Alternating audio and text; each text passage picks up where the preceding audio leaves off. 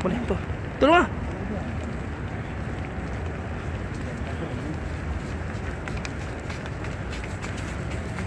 Ada ni. Tu lagi tu. Oh, ada. Ada tiga. Pak Amran. Tu lagi tu. Ada lagi. Cik nak tolong lah. Angkat. Saya tak ada masuk lagi. Tak ada, pegang je. Kita tu je, bukannya nak suruh pikul. Kita mengiringi jenazah.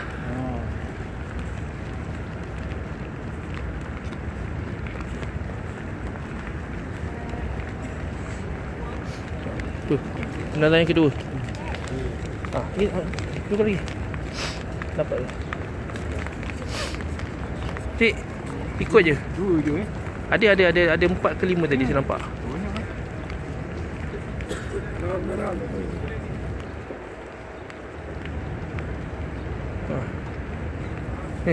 Ikut je. Ikut lepas tu nanti kita balik.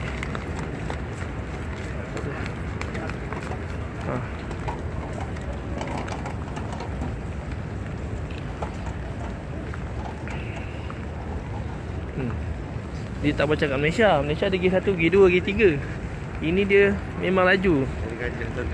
Cepat lah.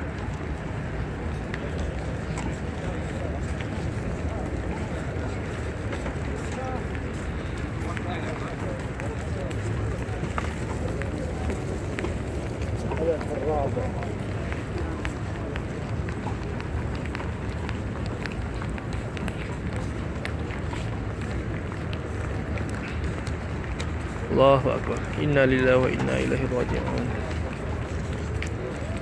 Fatihah. Empat, 5, 6, 7.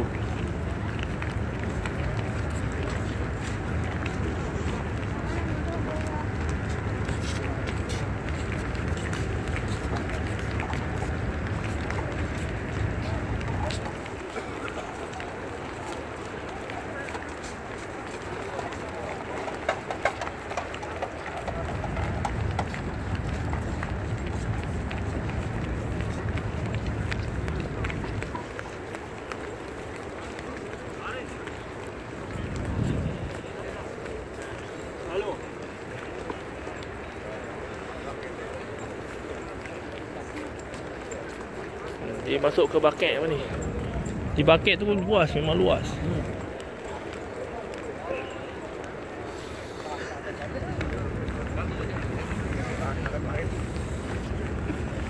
Sejuk. Okay. Satu lagi. Oh, ada 8 lah.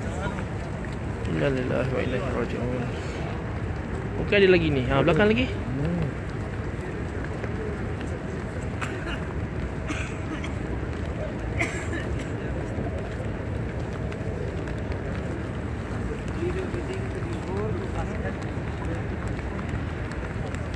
Bucket.